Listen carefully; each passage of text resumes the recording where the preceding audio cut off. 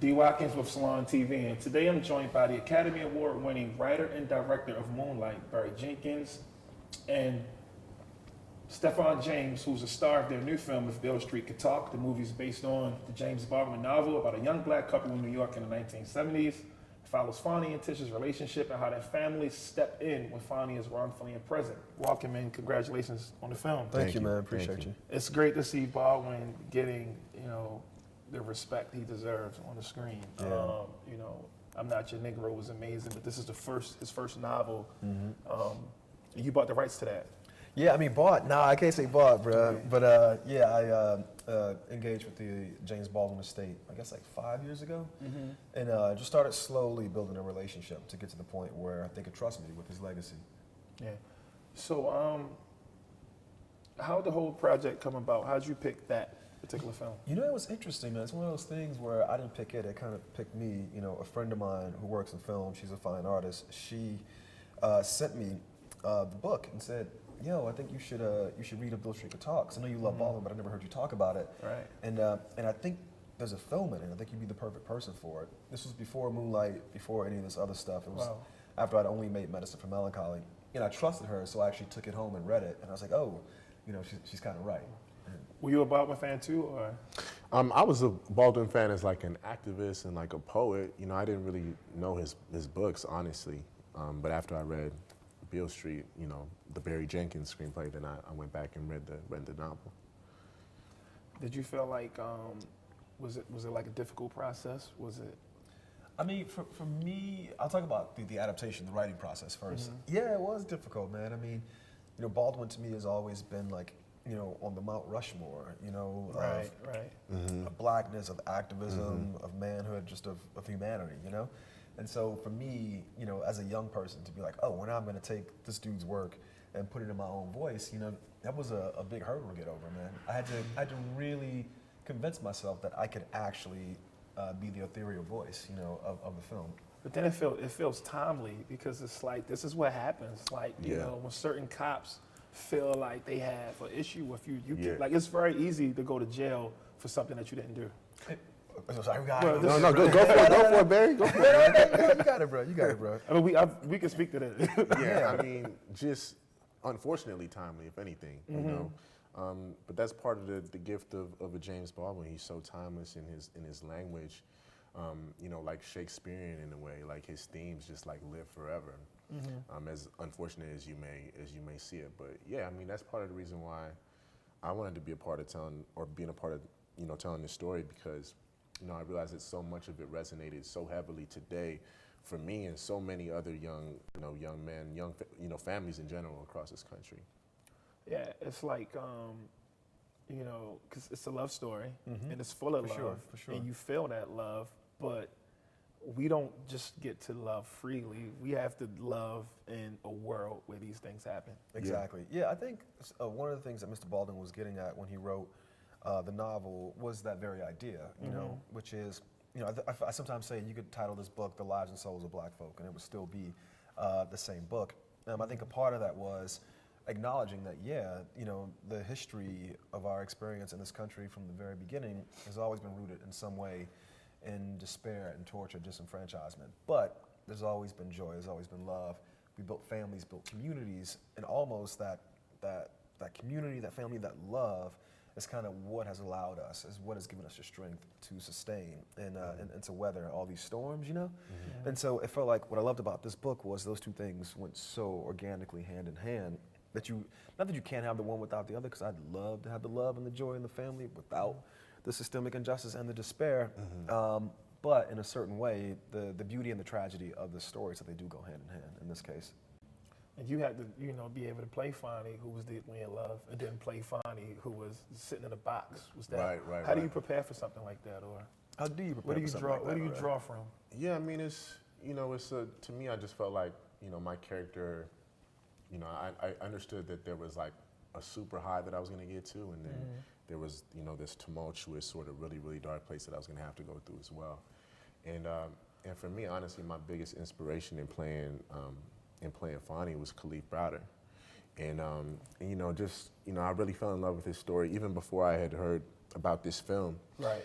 And you know, I sort of just dove into sort of what it meant to be a young man today who had you know, been wrongfully imprisoned for a crime he didn't commit, petty theft of a backpack, and then spent 2.5 years in solitary confinement, and just thinking about what that would do to like a grown man, much less a 16-year-old boy. And it really tore me to pieces. At times it was hard for me to look at his face, you know, while describing some of his experiences in there. You know, me wrestling with, you know, just understanding the idea that, you know, I'm vulnerable to a situation like this as well. So I feel like I took it personally, and to me, I just took this opportunity to sort of just be a voice for so many voiceless young men across this country. You know, whether you look at African American or Latino young men who are you know, victim of a system that is supposed to be working for you, but you know, definitely doesn't. Yeah, it's like the scary part about it, and what makes your film so relevant is it's happening to so many people. Like, even though Kalief Browder's story was able to get out there, we know the end result was still horrible. Exactly. And we know there's a lot of people who has his experience, who's going through it right now. We're never going to hear about it. Never ever. Yeah. But I think what you guys are doing and how your project is formatted is going to give like a whole lot of people who don't really understand their reality a chance to be able to see, like, wow, you know, we're dealing with human beings, we're dealing with people who fall in love. I mean, to me, that's what art is all about. You know, it's what cinema is all about, for sure. You know, this empathy engine. You know, which not only, you know, you say the word empathy, it's like, oh, I need to feel bad for that character. It's like, no. You need to understand the situation, you know, and you need to understand what people like this are going through. You need to be able to take this from the screen, and as you said, you know, Kalief Browder is one horrific example that actually got out with visibility in, you know, 2014, 2015, 2016. Right. Can you imagine in 1974, like how prevalent this was? Unimaginable, you know, and even today, how many more Kalief Browders there are out there, it's true. So the families and if Beale Street Could Talk were very different from families. Very different. From each other, but then different from the families in Moonlight. Yeah, extremely different. Yeah, it was one of those things where I think the experience of black folks in America is often presented as a monolith or in very narrow terms. And I think for me, especially working on the two films at the same time, essentially, it was clear to me, you know, how different the two families were. And yet at the core, you know, it's still like basically two mothers who are trying to do whatever they can to protect their children. Right. And fathers in a certain way. If you count Mahershala as a father in Moonlight, and you got Coleman and Michael Beach in Beale Street. What I love about Beale Street, though, is then you have these two families sitting in a room, and even within them, they are so damn different. It's crazy. You see the whole spectrum, you know, of experience. It's one of the things I love about what I get to do. So as black people, do you feel like sometimes we get put in the box too much in Hollywood? Yeah, I mean, 100,000%. I think that goes without saying. You know, our fight and our struggle is always different, but that's as it is in any aspect of life. But particularly, you know, of course, in the arts, you know, I feel like maybe there's been some progress made, especially when you look at sort of like television. But yeah, that's part of the struggle, you know, for actors. Even the most famous black actors, I think they have that sort of a struggle, and you know, in wanting to tell sort of, you know, colorless roles and be, you know, colorless in their character choices. You know, but it's a sort of a catch-22 because, you know, telling our stories means so much, you know, and wanting to be a part of you know, setting an example or making a statement. So, you know, you got to balance as an artist. It's like, yeah, I'm an actor or I'm a black actor, but I'm also just an actor, and I want to tell a whole bunch of different kind of stories. You want to be able to tell the stories that you want to tell. You don't want to feel like you have to fit into some type of box. You know, what I was going to say was I think over the last 5, 6, 7 years, that box has just expanded so much. Then we look at what people like Ava and Ryan, Jordan, and Dee are doing. It's just Terrence Nance, you know, I mean, Random Acts of Flyness would not have existed, you know, like 7, 8 years ago. I frame it that way because when I made my first feature, Medicine for Melancholy, that entered a whole different version of Hollywood than the one that exists now. But I think it's interesting. I'm always careful to be cognizant that the version of Hollywood we have right now didn't just happen. It was created by people like Ava and Ryan taking control of their careers and the images that we're putting forth.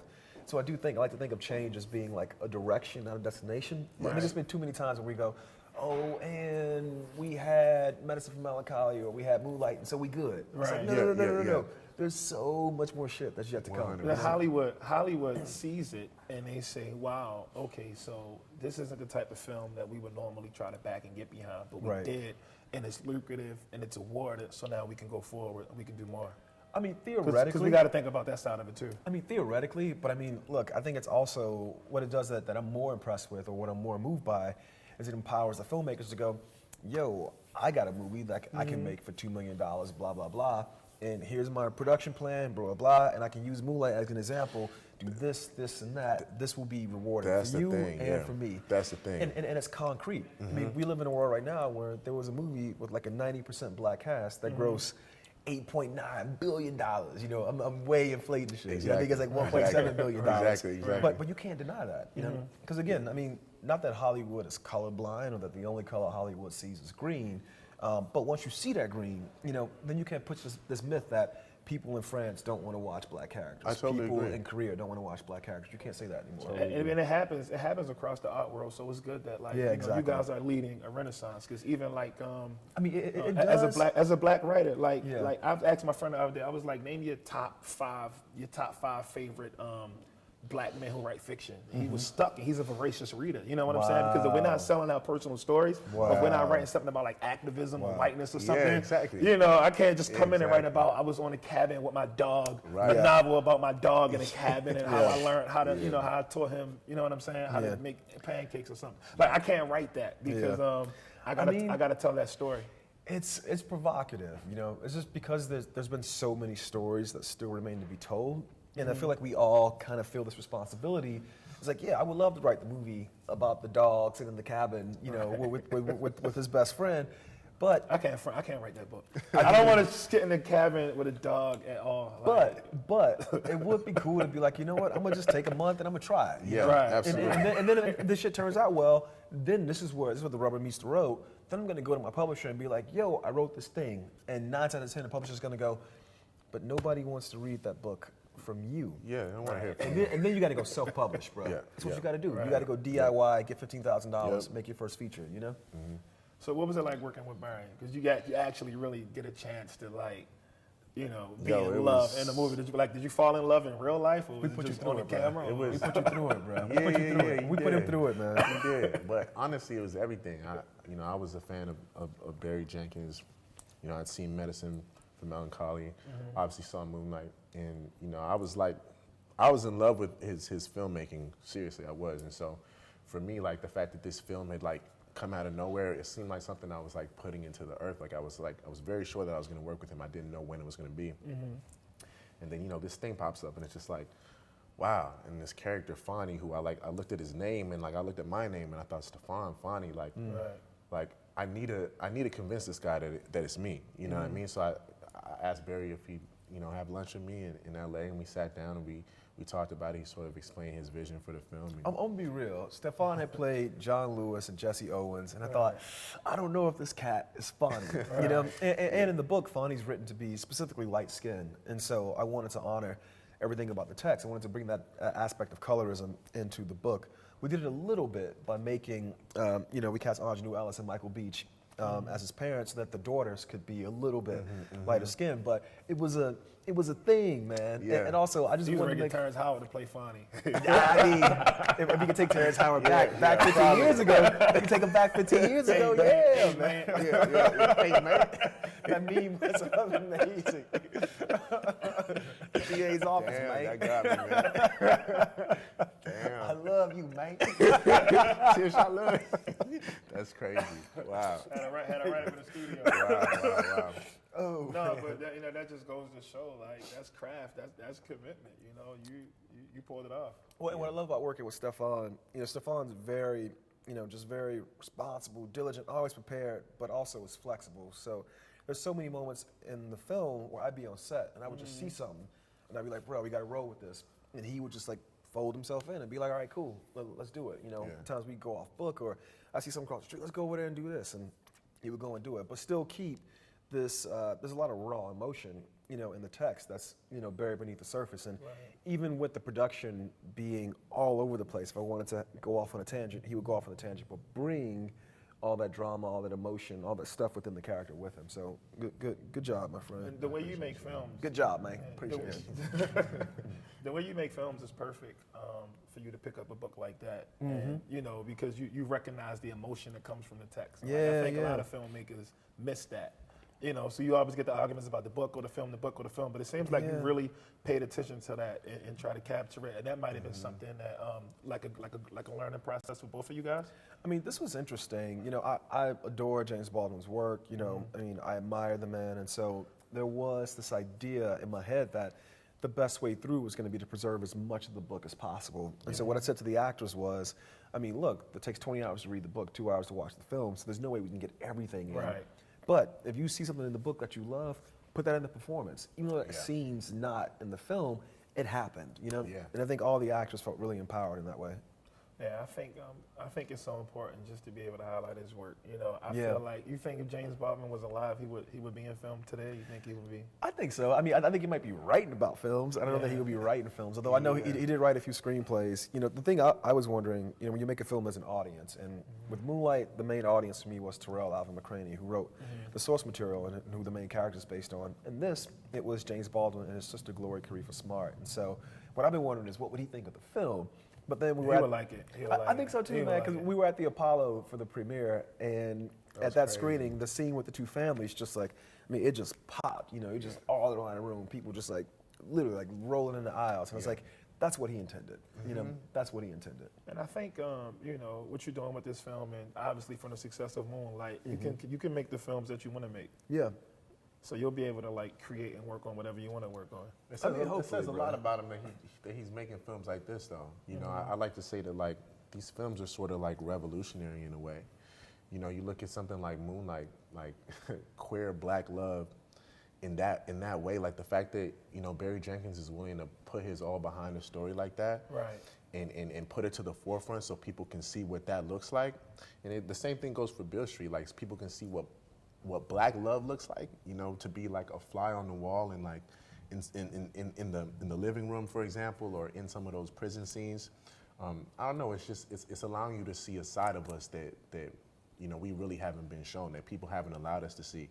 And the fact that he could have made anything he wanted after Moonlight, but he went and decided to do Beale Street, it says a lot about him and sort of the filmmaker. No, all it says is, I recognize that James Baldwin is a damn genius, you know? That's all it says. That too. But I think something, you know, that I would like both of you guys to touch on is the idea of how you get to this point. Because, you know, when people don't know your body of work, when they don't know your struggle, when they don't know, you know, the first film you played on or how you started acting, or, you know, where you were at 15 years ago chasing this dream, you know, they see these things and they say, oh, wow, well, you know, these guys came out of nowhere with this. And it worked. But I heard about Barry Jenkins 2 years ago. Sure. Now he's back with Beale Street. You know? But I think if you guys can talk to the process of what it takes to be able to get to the level where you can create what you want to create. Yeah, I mean, if I just speak for myself, I think it's just like putting one foot in front of the other, you know what I'm saying, and taking it day by day. Sort of every project is like a battle, and it's, you know, it's an uphill sort of climb.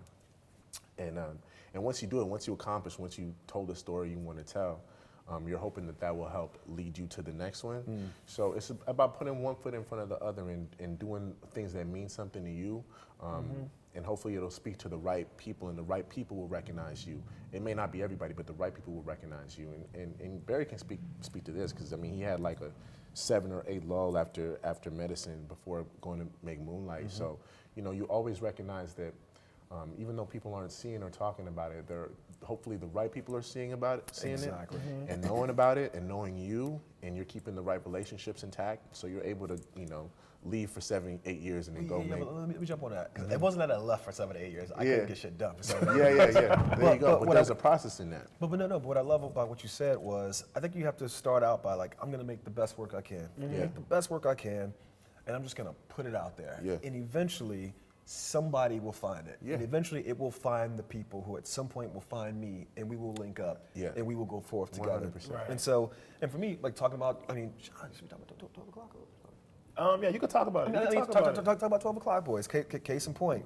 So 12 O'Clock Boys is a project about dirt bikes in Baltimore. I just happened to do a pass on the script, but that all happened before Moonlight, and it happened because I had made Medicine for Melancholy, and Clarence Hammond at Overbrook, knew about medicine, and had heard I had the script for Moonlight, read the script, and just in the room said, hey, have you seen this documentary, 12 o'clock? I was like, yeah. We got a quick talk about it. Boom. That's a job. Right. And it's something that I care about. Yeah. Right, It's a job. It's a job, and it's something that I care about. But this medicine is a movie I made for $12,000, $15,000 8 years ago at this point. I have no idea who's seen it. Yeah. And then I link up with this cat. He's like, yo, you the medicine? Well, Yeah. That's a job. It's a job. So then you got to make job. things in good faith and not be so pressed about those things popping. Because if you put something good into the world, eventually other I think folks the right will people will recognize. find it. Exactly. And just to piggyback on that, like literally I did this film called When the Game Stands Tall, and I'm not in the film for a whole lot. I'm probably in it for like a half hour because my character dies. And in the trailer, my character is literally in the trailer for less than 2 seconds. Like I kid you not. But this turns into David Oyelowo's in the theater, who played Dr. King in Selma. He's in the theater, and he takes his kids to the movie theaters, and right before the movie, there's a trailer When the Game Stands Tall, and my face is in it for 2 seconds. And he literally like remembered me and said, wow, that kid is something, like from the trailer. Right. And told Ava DuVernay the minute he left That's how the you theater. got Selma? I swear to God. Told Ava DuVernay the minute he left the theater. It's like, it's crazy. You never know who's watching your work. You never know who's watching it. The quote goes, overnight successes take 20 years. Tell everyone where they can see the film. Y'all can see Beale Street Could Talk December 14th, LA and New York, and then Christmas, expanding all over the nation, all over the globe. So you know what you're doing after Christmas. Thank you guys for coming on. Thank you. Yeah, Have a great or day. on Christmas. After Christmas dinner. Get After your mac and Christmas- after cheese, get your Christmas cornbread, get your collard In the new year, greens. whatever you need to do. Exactly. Thank you guys. Appreciate you, man. Have a great one. Thank you. Yeah, appreciate you, bro. Thank you, bro.